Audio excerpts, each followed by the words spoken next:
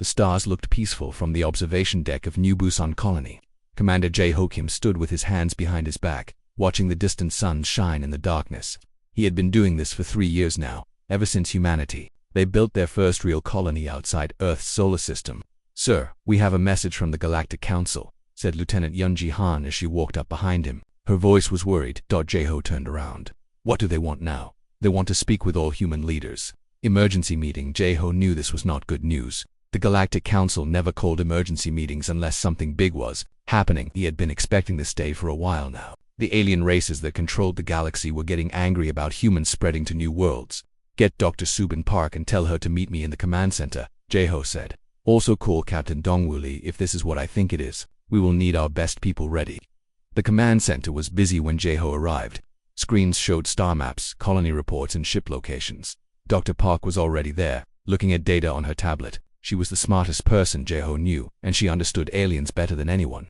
"Commander, I have been reading the alien news networks," Dr. Park said. "They are very angry about our new colonies. They say we are growing too fast." "How many colonies do we have now?" Jae-ho asked. 17 star systems, 43 worlds with human settlements," she answered. "That aliens think that is too many for a new race like us." Captain Lee walked into the room. He was young but one of the best pilots in the human fleet. "Sir, my fighters are ready if you need them." "What is happening?" Before Jae-ho could answer, the main screen turned on. Ambassador Hyjin Choi appeared from the Galactic Council station. She looked tired and upset. "Commander Kim, we have a big problem," she said. "The hegemony has given us an ultimatum." "What kind of ultimatum?" Jae-ho asked. But he already knew. He would not like the answer. "They want all humans to leave every colony outside our home solar system. They say we have 30 days to pack up and go back to Earth." The room went quiet. Everyone stared at the screen. Dr. Park was the first to speak. "That is impossible. We have millions of people living on those worlds now. Families, children, entire cities. We cannot just leave." Ambassador Choi nodded. "I told them that I said humans would never abandon their homes." That is when they got really angry. "Who spoke for them?" Jae-ho asked. "Admiral Kethmer of the Vorthok Empire. He leads their military." He said something that worried me a lot. "What did he say?" "He said that other races always obey when the hegemony makes demands. He said we are just young and stupid, and we will learn to obey like everyone else." Captain Lee stepped forward. "What happens if we say no?" Ambassador Choi looked even more tired. "He said they will teach us what he called proper behavior. He said they will make us understand our place in the galaxy." Jae-ho thought about this. The hegemony was made up of 3 big alien races. The Vorthok were like giant lizards with strong armor and powerful weapons. The Zilani were insect-like and very good at building things. The Korath looked like large cats and were fast and smart. Together they controlled most of the galaxy. "How many ships do they have?" he asked. Dr. Park looked at her tablet. "Our intelligence says about 300 warships in their main fleet. We have 47 combat ships." "That does not sound good for us," Captain Lee said. "Numbers are not everything," Jae-ho said. "Dr. Park, what do you know about how they fight?" Dr. Park touched her tablet and brought up information on the main screen. "They are very organized. They use computer systems to control their fleets. Every ship has a specific job. They attack in formation and follow their battle plans exactly." "What about the other races in the galaxy? Will anyone help us?" Jae-ho asked. Ambassador Choi shook her head. "I tried talking to other ambassadors. They are all afraid. The hegemony has been in control for 200 years. No one wants to make them angry. So we are alone," Captain Lee said. "We have always been alone," Jae-ho replied. "Humans have been fighting alone for thousands of years on Earth. This is not different." Dr. Park looked up from her tablet. "Commander, there is something else. I have been studying alien psychology for years. I think they made a mistake." "What kind of mistake?" "They think we are like other races. Most alien species in the galaxy evolved from prey animals. They run away from danger. They avoid fights. They do what stronger species tell them to do." "And humans?" Jae-ho asked, even though he knew the answer. "Humans evolved from hunters. We do not run away from fights. We to get more dangerous when we are in danger. The aliens do not understand this about us." The communication screen beeped again. Ambassador Choi looked at something off-screen, then turned back to them. "Commander, Admiral Kethmer wants an answer now. He says if we do not agree to leave our colonies, they will start what he calls pacification operations immediately." Jae-ho looked around the room. He saw Dr. Park, who understood aliens better than anyone. He saw Captain Lee, who could fly anything with wings or engines. He saw Lieutenant Han, who could hack any computer system. These were his people. These were humans. "Tell Admiral Kethmer that humans do not abandon their homes," Jae-ho said slowly. "Tell him that if he wants our colonies, he will have to come and take them." Ambassador Choi looked surprised. "Commander, are you sure? They have many more ships than us." "I am sure. Dr. Park is right. They do not understand humans. They think we will run away like other races. They are about to learn something new. What will they learn? Captain Lee asked. Jeho smiled, but it was not a happy smile. They will learn what it means to fight humans. Ambassador Choi took a deep breath. I will tell them. The screen went dark. Dr. Park walked over to Jeho. Commander, what if we are wrong? What if they are too strong for us? Then we will lose, Jeho said. But we will make them remember this fight for a very long time, and maybe other races will see that someone finally stood up to the hegemony. 2 hours later, the alarms started ringing throughout New Busan Colony. Lieutenant Han ran up to Jeho with a report. Sir, our deep space sensors are picking up a large fleet heading toward us. 300 ships, just like Dr. Park said. How long until they get here? Jeho asked. 6 days. Jeho nodded. Send messages to all our ships. Tell them to prepare for battle. Also send word to all colonies to get ready for attack. So Lieutenant Han said quietly. They also destroyed the research station at Kepler 2442. 3,000 people were there. The room went very quiet. Jeho felt anger growing inside him. The aliens had killed civilians. They had killed families. Any survivors? He asked. No, sir. They did not try to capture anyone. The last message from the station was they are not taking prisoners. Captain Lee's face became hard. So this is not just about making us leave. They want to kill us. Yes, Jeho said. Now we know what kind of war this will be. Dr. Park looked at her computer again. Commander, I am reading something interesting. The alien news networks are calling this a simple police action. They think they will win in a few days. Good, Jeho said. Let them think that. Dr. Park, I want you to study everything we know about their battle tactics. Captain Lee, get our fighters ready and think of new ways to use them. Lieutenant Han, I want you to hack into their communication systems if you can. What are you planning, sir? Dr. Park asked. Jeho looked out at the stars again. Somewhere out there an alien fleet was coming to destroy his people. They thought humans were weak. They thought humans would run away or surrender. I am planning to show them that humans are different from every other race they have ever fought. They wanted war. Now they are going to learn what war really means. The countdown to battle had begun. 5 days had passed since the ultimatum. The alien fleet was now only 18 hours away from New Busan Colony. Commander Jeho Kim stood in the command center watching his officers work. Everyone was busy preparing for the battle that would decide humanity's future. Sir, final ship count from our scouts, reported Lieutenant Yong Ji-han. 312 alien warships. They are moving in perfect formation, just like Dr. Park predicted. Dr. Subin Park looked up from her computer screens. She had been working for days without much sleep, studying alien battle tactics and psychology. Commander, I have found something very important. What is it? Jeho asked. The aliens always fight the same way. They put their biggest ships in front, smaller ships behind them, and fighters on the sides. They never change this pattern. Every battle they have ever fought used this same formation. Captain Dongwoo Lee walked over to join them. His pilots had been training hard for the past 5 days, learning new fighting techniques. That sounds boring. Do they always do everything the same way? Yes, Dr. Park said. I studied their history. When they fought the Zilani 50 years ago, they used the same tactics. When they conquered the Korath, same tactics. They never change because their computers tell them this formation works best. What about their individual pilots? Captain Lee asked. Are they good fighters? Dr. Park shook her head. Their pilots follow orders exactly. If the computer says turn left, they turn left. If it says fire, they fire. They do not think for themselves. Jeho smiled. This was good news. Captain Lee, how are our pilots different? Very different, sir. Human pilots think while they fight. If something is not working, they try something new. Each pilot fights in their own style. Perfect, Jeho said. Dr. Park, what else did you learn about them? Something interesting about their species, she replied. The Vorthok evolved from animals that lived in groups for protection. When danger came, they would form a defensive circle and wait for the danger to go away. They are defensive fighters, Jeho realized.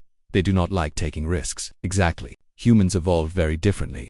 We were hunters who chased our prey for hours or even days. We never gave up. We took risks to get food and survive. Lieutenant Han interrupted them. Sir, we are getting a message from the alien fleet. Admiral Kethmer wants to talk to you. Put him on screen, Jeho ordered. The main screen showed Admiral Kethmer. He looked like a giant lizard standing upright, with thick armor covering his body. His eyes were cold and angry. Human commander, the alien said in a deep voice. This is your final chance.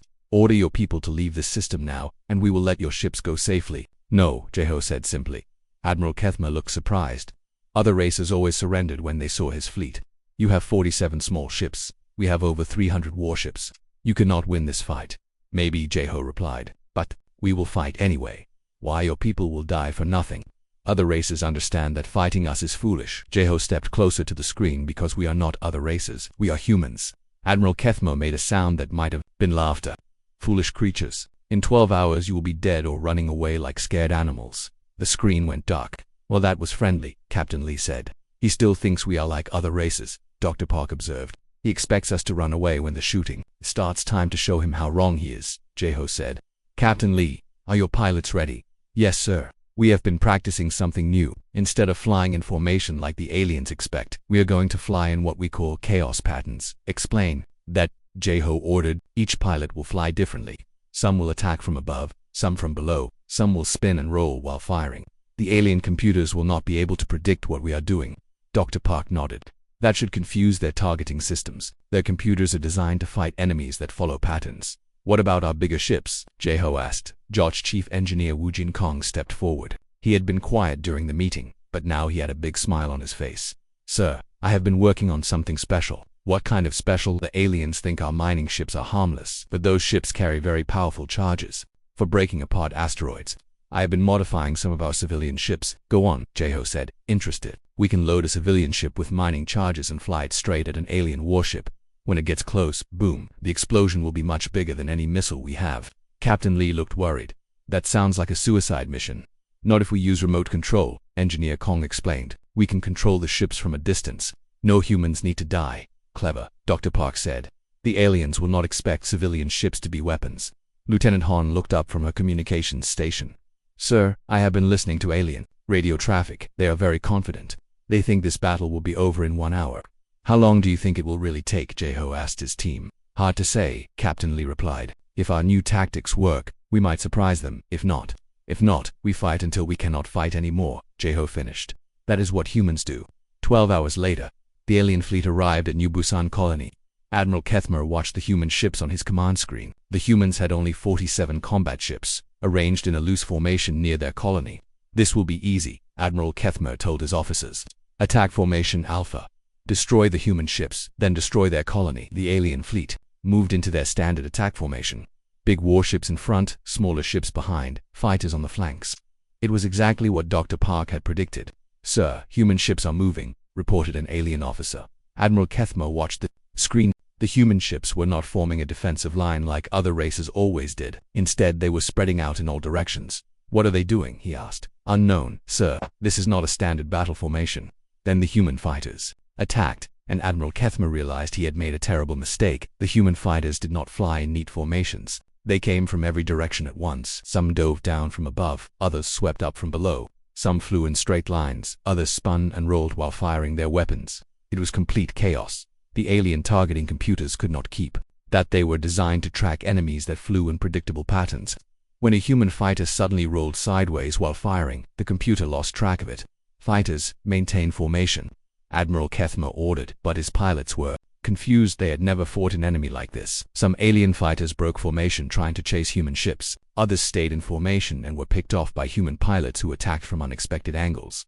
Captain Lee led his squadron in a spinning attack that destroyed 6 alien fighters in 10 seconds. His pilots whooped and cheered over the radio as they scattered to attack new targets. This is incredible, shouted one pilot. They cannot hit us. Meanwhile, Engineer Kong's modified civilian ships were moving toward the alien fleet. The aliens ignored them because they looked harmless. Mining ships and cargo vessels were not weapons. The first modified ship reached an alien cruiser and exploded. The mining charges created a massive blast that destroyed the cruiser and damage to nearby ships. What was that? Admiral Kethmer demanded. The human civilian ship exploded, sir. Very large explosion. Civilian ships do not explode like that. Before his officers could answer, 3 more civilian ships reached alien warships and exploded. Each blast destroyed or badly damaged enemy vessels. Admiral Kethmer began to understand that humans fought very differently than other races. They used everything as a weapon. They did not follow the rules of war that other species used. All ships, target the civilian vessels, he ordered. But it was too late. The human civilian ships had already done their damage, and now the human warships were attacking. The human warships did not attack in formation either. They came at the aliens from different angles, firing their weapons and then moving away before the aliens could respond effectively. Dr. Park had been right about alien psychology. When things did not go according to plan, the aliens became confused and hesitant. They waited for new orders instead of thinking for themselves. The battle that Admiral Kethmer thought would take 1 hour lasted 6 hours. When it was over, 80 alien ships had been destroyed or damaged so badly they could not fight. The humans had lost only 12 ships. Admiral Kethmer stared at his tactical display in shock. His mighty fleet had been defeated by a much smaller human force. "Sir, should we continue the attack?" asked an officer. Admiral Kethmer looked at the remaining human ships. They were still moving in those chaotic patterns, ready to fight again. "No," he said quietly. "Order the fleet to retreat." As the alien ships turned away from New Busan colony, Admiral Kethmer sent one final message to Commander Kim. "This is not over." Human Jeho smiled as he watched the alien fleet disappear into space. "No," he said to himself. "It is just beginning." 3 weeks after the battle at New Busan colony, the war was spreading across the galaxy. The hegemony was angry and confused. They had never lost a battle before, and now humans were winning fights on multiple worlds. Colonel Min Ho-yoon crouched behind a fallen tree on the jungle planet Kepler 438b. His soldiers were spread out through the thick forest, invisible to the alien forces searching for them. The aliens had landed here 5 days ago with 10,000 troops. They expected to capture the human mining colony in a few hours. They were very wrong. "Colonel, alien patrol coming from the east," whispered Sergeant Byram Chai through the radio. 12 soldiers, moving in formation. "Let them pass," Yoon replied. "We are not ready yet." The aliens walked past the hidden humans.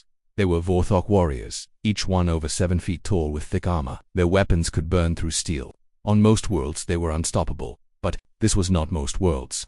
This was a human world, and humans had been preparing. "Phase 1 is complete," reported Major Soyoung Lim from her position near the alien landing zone. "All the traps are set." Colonel Yoon smiled. Humans had been fighting in jungles for thousands of years. They knew how to use the environment as a weapon. Dr. Tae-hyun Oh had spent 2 years studying this planet's wildlife. He discovered that the local predators hunted by smell and sound. The aliens, with their heavy armor and loud equipment, were like dinner bells ringing through the forest. "Dr. Oh, are our friends ready?" Yoon asked. "Yes, Colonel. I have been spreading scent markers near alien positions. The Shadowcats should find them very interesting." Shadowcats were the planet's top predators. They were invisible in the jungle and hunted in packs. The aliens had no idea they existed.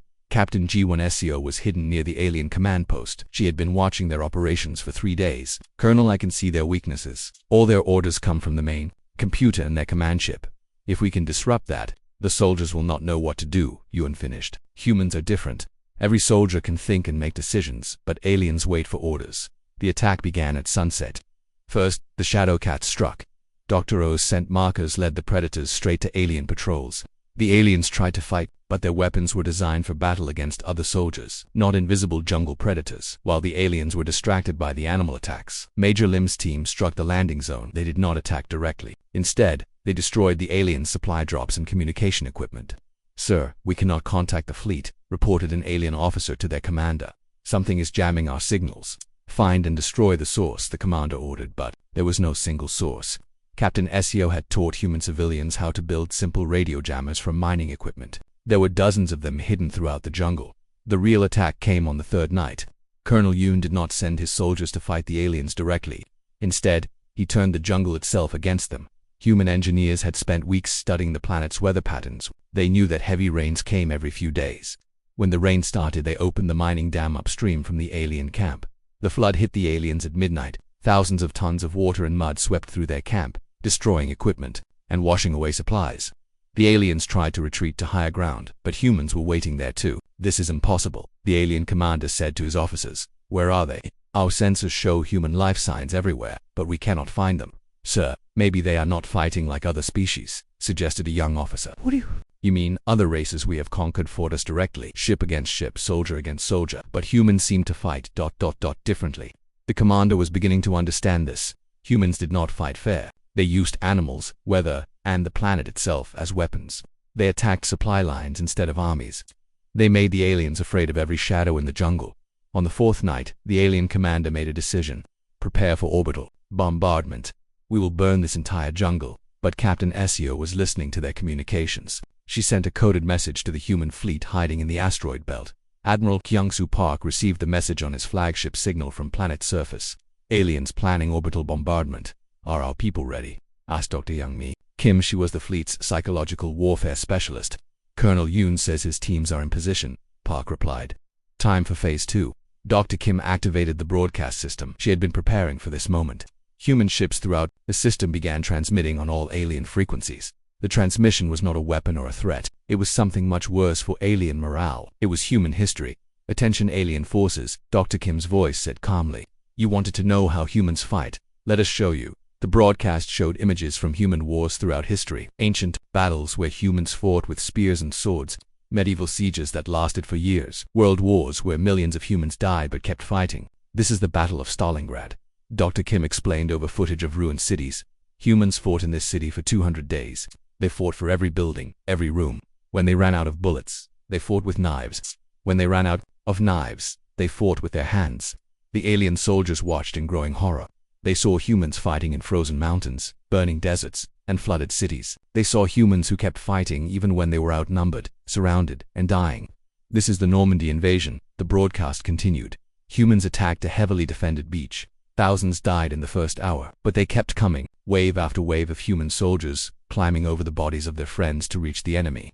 But the most frightening part was not the battles. It was the human faces. The aliens expected to see fear or madness. Instead, they saw determination, humans who knew they might die but fought anyway because they believed in something. You see, Dr. Kim said as the broadcast ended, humans have been fighting each other for thousands of years. We have perfected every form of warfare. And now, for the first time in our history, all humans are fighting together, against you.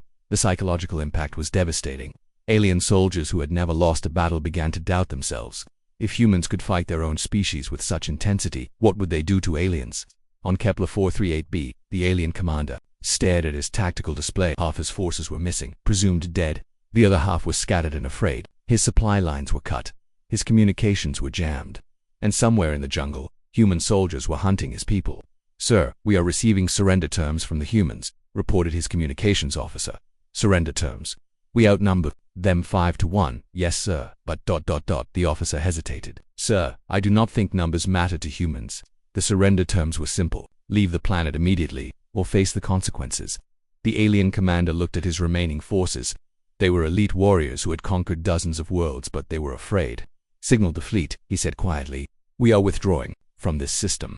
As the alien ships left Kepler 438b, Colonel Yoon emerged from the jungle with his soldiers. They had defeated an army 10 times their size without fighting a single major battle. "How did we do it?" asked Sergeant Chai. "We fought like humans," Yoon replied. "We used our brains instead of just our weapons. We turned everything around us into an advantage." But the real victory was not on Kepler 438b. It was in the minds of alien soldiers throughout the galaxy.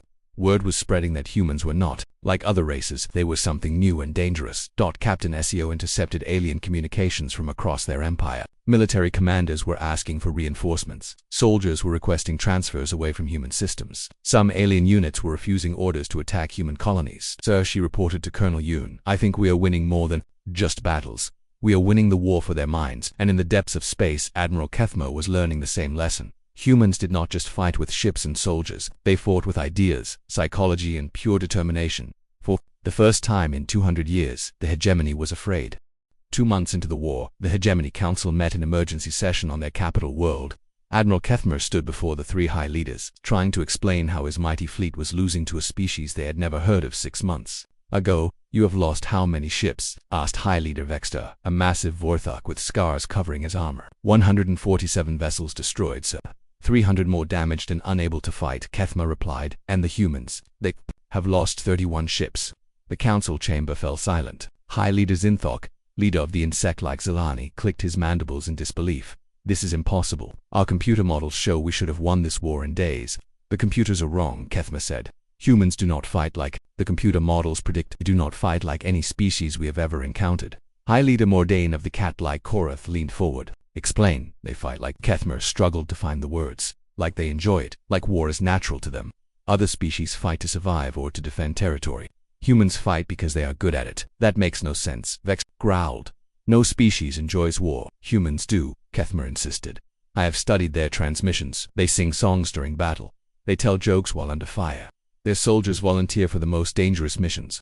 Dr. Young Mi Kim had been very busy. Her psychological warfare broadcasts were reaching every corner of the hegemony.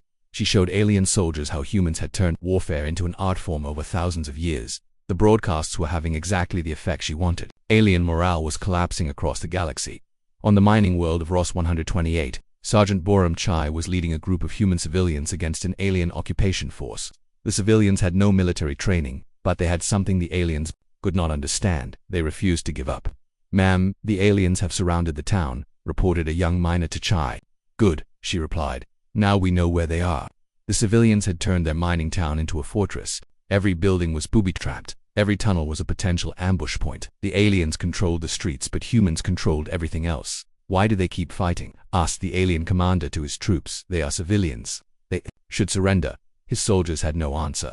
In every other conquest, civilian populations had surrendered immediately when faced with military force. But human civilians fought like soldiers, and human soldiers fought like demons. Meanwhile, Admiral Park was coordinating the impossible. Human forces were attacking alien positions on 17 different worlds simultaneously. The aliens had never faced an enemy that could coordinate military operations across such vast distances. "Sir, how are we managing this?" asked his tactical officer. "Our communication network should not be able to handle this much coordination." "Humans are adaptable," Park replied. "We use alien communication relays, captured equipment, civilian radio networks, and anything else that works. The aliens only use their official military channels." Dr. Kim's latest broadcast was her most devastating yet. She was not showing human military history this time. She was showing human culture.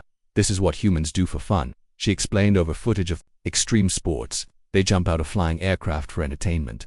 They climb mountains because they are there. They race vehicles at speeds that can kill them.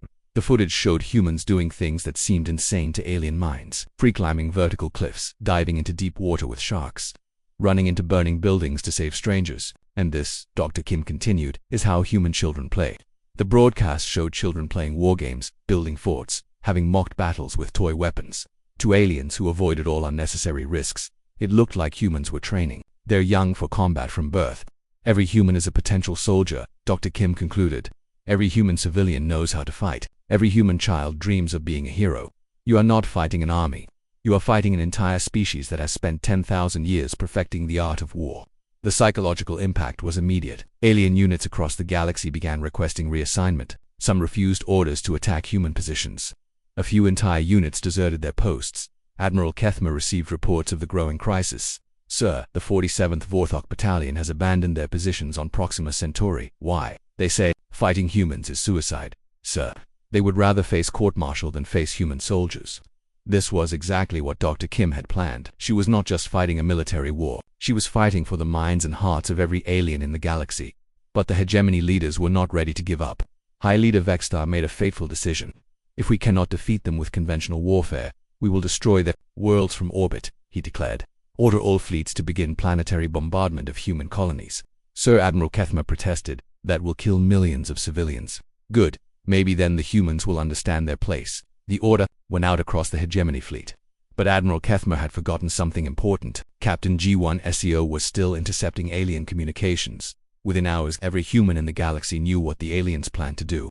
The response was not what the aliens expected. Other species had always surrendered when faced with the threat of planetary bombardment. The threat of massive civilian casualties usually ended wars immediately. Humans reacted differently, Commander. Jae-ho Kim received the intelligence report on New Busan Colony. He read it twice, then called a meeting of all human leaders. "They want to kill our civilians," he announced to the assembled commanders. "They think this will make us surrender." "What are our orders, sir?" asked Colonel Yoon.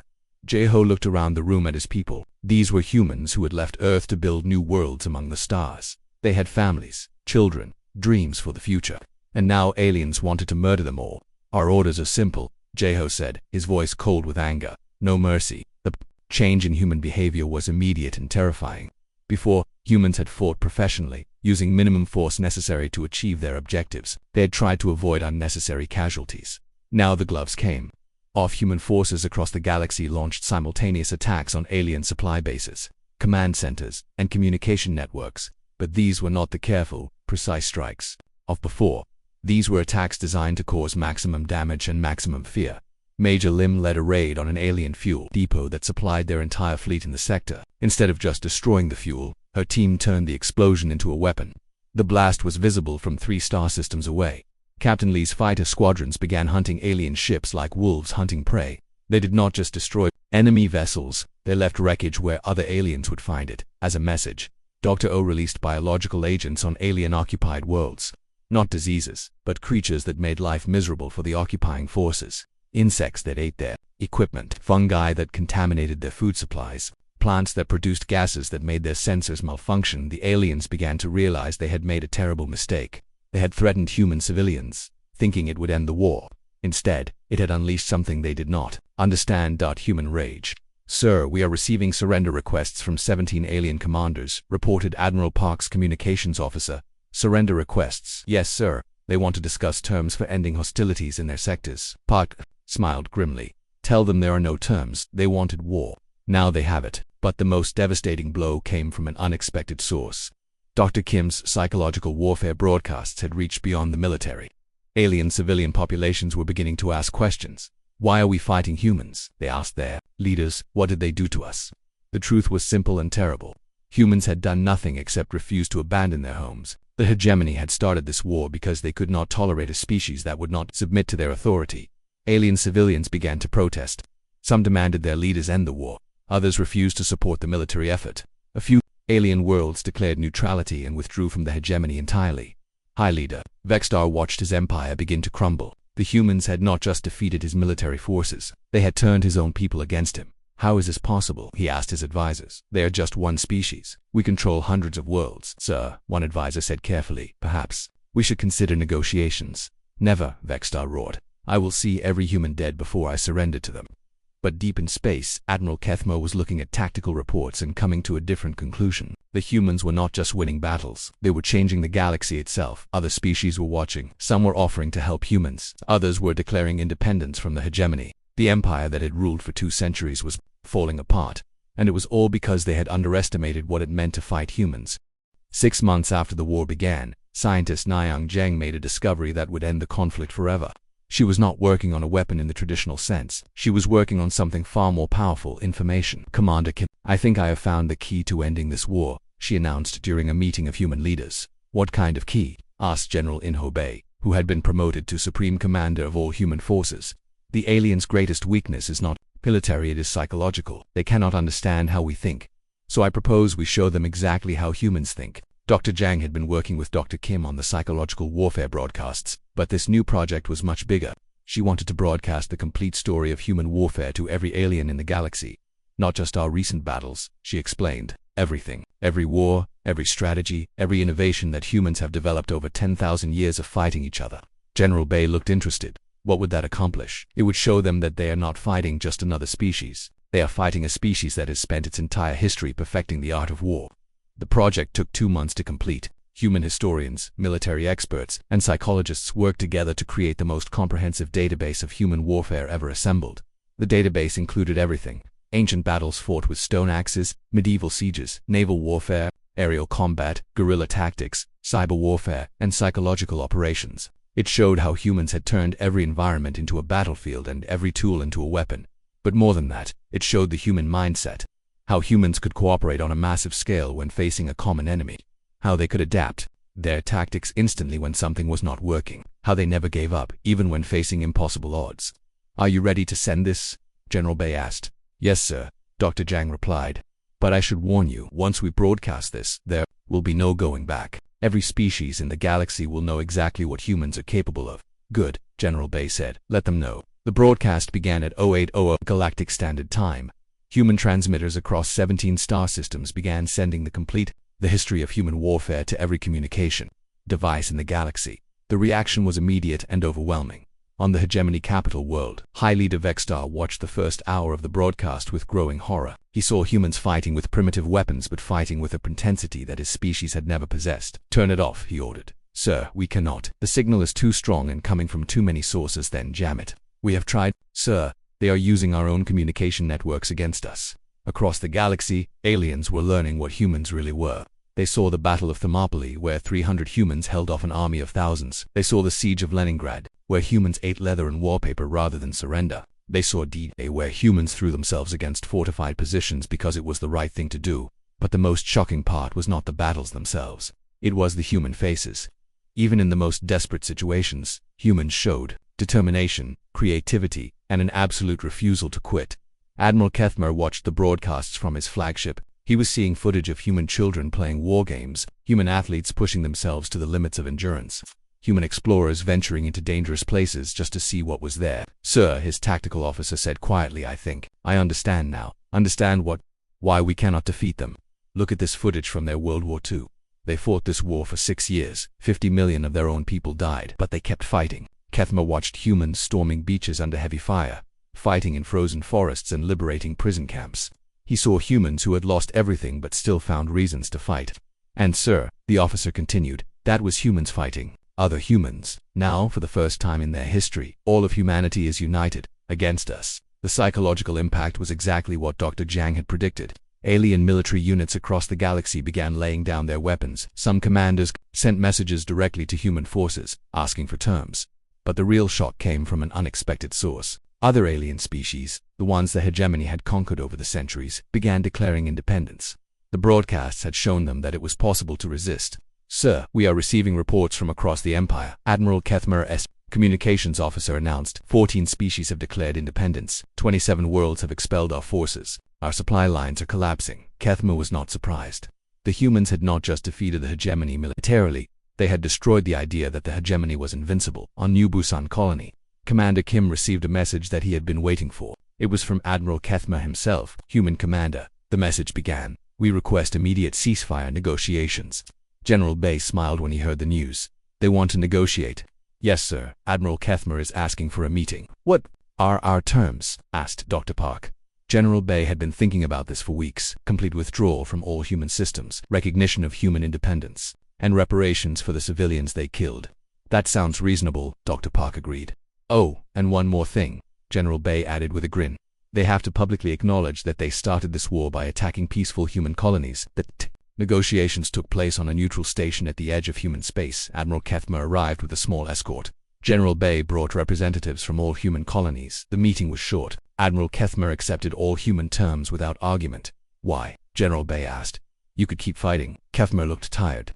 General, your people have taught us something we never understood. War is not just about ships and weapons, it is about will. And humans have a will to fight that we cannot match. So this is over. Yes, the Hegemony Council has voted to end all hostile actions against humanity. We will withdraw from your space and leave you in peace, but General Bay was not finished. Admiral, there is something you need to understand. This war did not have to happen. We never wanted to fight you. All we wanted was to live on our worlds in peace. Kethmer nodded. We understand that now. We made assumptions about your species based on other races we had encountered. We were wrong. Diplomat Sung Ho Yu, who had been silent during most of the negotiations, finally spoke up. Admiral, what will happen to the hegemony now? I do not know, Kethmer admitted. Your broadcasts have changed everything. Half our member species have declared independence. Our empire is collapsing. Maybe that is not a bad thing, you suggested. Maybe it is time for a new kind of galactic government, one based on cooperation instead of domination. 6 months later, the Galactic Council was reformed with humanity as the primary peacekeeping force. Other species, having seen what humans could do in war, preferred to have them as protectors rather than enemies. Ambassador Haijin Shu, now promoted to Galactic Coordinator, stood before the new council. Representatives from over 100 species filled the chamber, all equal members instead of conquered subjects. The old hegemony ruled through fear, she announced. The new council will govern through cooperation and mutual respect. Admiral Kethmer, now serving as an advisor to the council, watched from the observer section. He had learned to respect humans, even admire them. They had defeated his empire, but they had not destroyed his people. Instead, they had offered them a place in the new order. Coordinator Choi, he said during a break in the session, may I ask you something? Of course, Admiral, your people could have destroyed us completely. Why did you show mercy? Choi smiled. Because that is what humans do. We fight when we have to, but we prefer to build. We would rather have friends than corpses. Back on New Busan Colony, Commander Kim stood on the same observation deck where he had watched the alien fleet approach 6 months ago. But now he was watching human ships returning home, carrying soldiers who had fought across the galaxy. Dr. Park joined him. Any regrets about how this all turned out? Kim thought about the question. No, we did what we had to do. They wanted war, so we showed them what war really means. And now we build, we explore, we make friends with species that used to be enemies. We do what humans have always done best, which is... Kim smiled as he watched human children playing in the colony's parks, their laughter carrying on the artificial breeze. We survive, we adapt, we never give up. Throughout the galaxy, the story of the human war became legend. Other species told their children about the species that had defeated the mighty hegemony not through superior technology or numbers, but through pure determination and the refusal to surrender. The question, you wanted war, became a cautionary tale whispered across 1,000 worlds. And the answer was always the same. Now you know what it means to fight humans. But the humans themselves had learned something too. When they worked together, when they fought for something they believed in, there was nothing in the galaxy that could stop them. The war was over. The age of human expansion had begun.